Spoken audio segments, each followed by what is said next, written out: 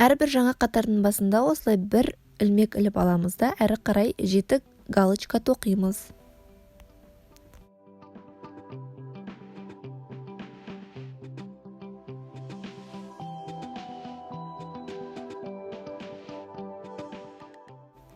Ал енді бірге 1, 2 галочка тоқимыз, жеке 1, жеке екінші галочканы тоқимыз.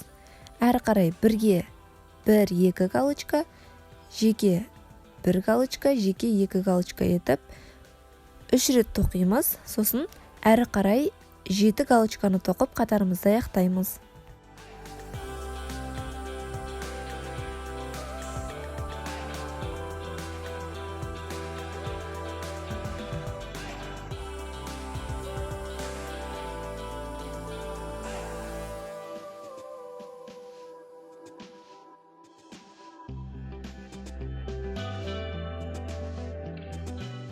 Бұл бізде 5-ші қатар. Алғашқы бірге 2 галочканы тоқимыз.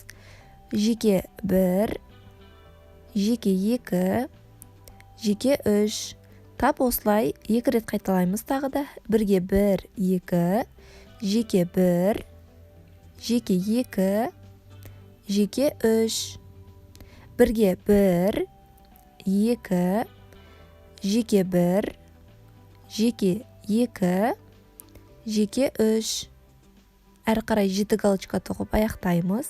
6-шы қатарды бастаймыз. Алғашқы 7 галочканы тоқып аламыз да бірге 1, 2 және бөлек 1, бөлек 2, бөлек 3, бөлек 4. Әрбір қатарда осылай бөлек тоқылатын галочкалардың саны арта береді. Осылайша 8-ші қатарға дейін тоқимыз.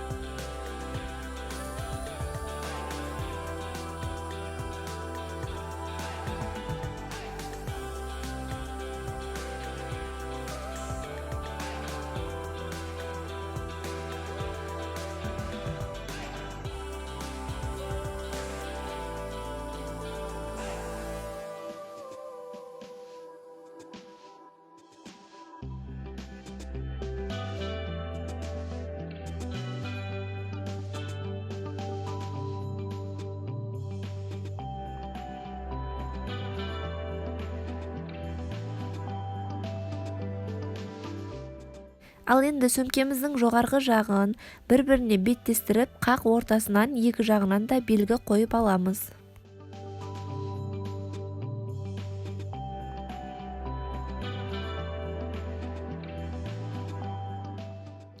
Сөмкеміздің арты деп тапқан бөлігінен оң жақтағы маркерден 6 галочка санап белгі қоямыз, және де сол жақтағы маркерден де 6 галочка санап екінші белгіні қоямыз. Осы қойылған тұсқа сөмкенің бетін алып келіп орналастырамыз, және де оны видеода көрсетілгендей етіп бір-біріне біріктіріп тоқимыз. Бұл бөліктерден ілгек өтетіндей жерлерді санап шығамыз, яғни оң жақтан 8, сол жақтан 8, ортадағы біреумен барлығы 17 ілгек ілетін орын қалды. Енді осы жерден видеода көрсетілгендей етіп негізгі жіпті қиып аламыз, және де сол қиып алған жіппен сөмкенің беті мен сөмкені бір-біріне біріктіріп тоқитын боламыз. Мұқият қараңыздар. Енді сөмкенің артқы бөлігіндегі осы ілгек кіретін жер, ол да 19 болуы қажет. Мұқият санаңыздар. Себебі екеуі бір-біріне сәйкес келмесе, сөмкенің жабылатын тұсы қисық кетіп қалуы мүмкін.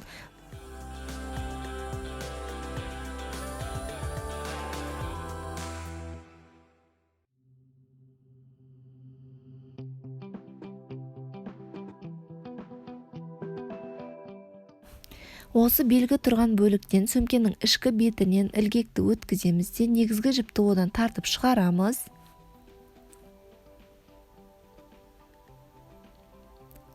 Және де сөмкенің бетін бір-біріне теңестіре отырып, негізгі жіпті тартып алып шығарамыз. Екінші бөлікке қайта кіргіземіз де жіпті бері қарай шығарамыз. Ілгектің бойындағы жіптен оны өткіземіз, яғни бұл бекітпе тігісі секілді болады. Осылай қайталай отырып, сөмкенің бетін бір-біріне біріктіріп тоқып аламыз.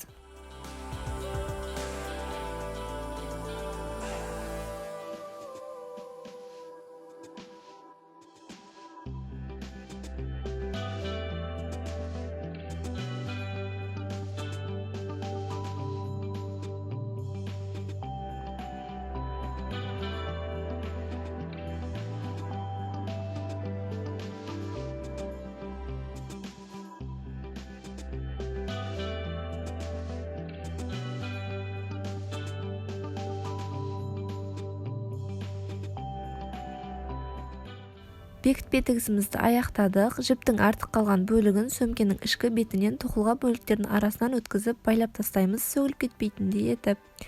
Осымен біздің сөмкеміздің алғашқы маңызды бөліктері аяқталды.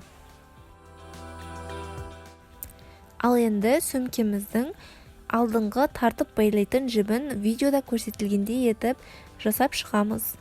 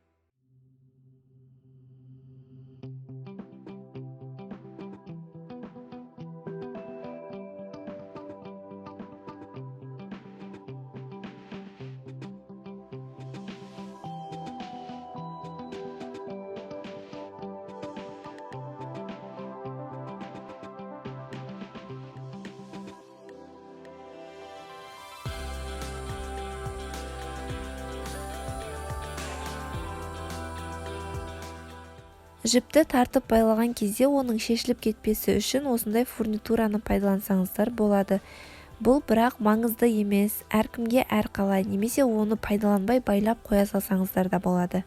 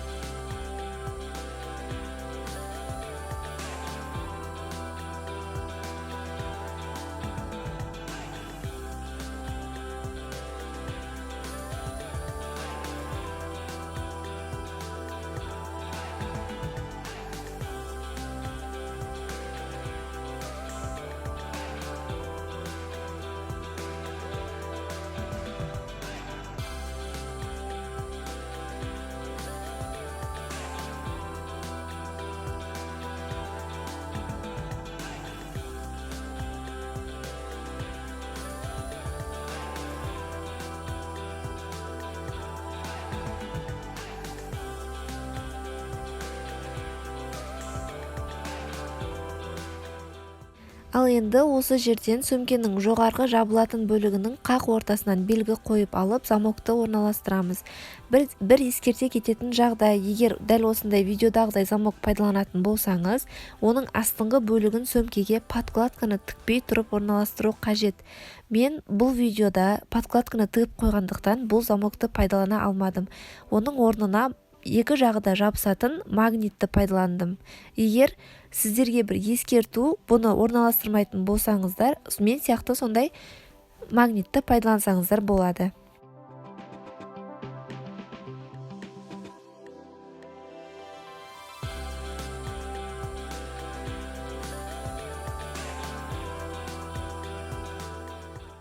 Мінекей осы жерде замоктың астыңғы бөлігінің екі темірін сөмкенің арғы бетіне өткізіп, қайырып қою керек болатын. Мен подкладка тігіп қойғандықтан олай жасай алмадым, сондықтан екі жағы жабысатын магнитті пайдаландым. Оны жіппен сөмкеге байлап бекіттім. Сіздер де солай жасауларыңызға кеңес беремін.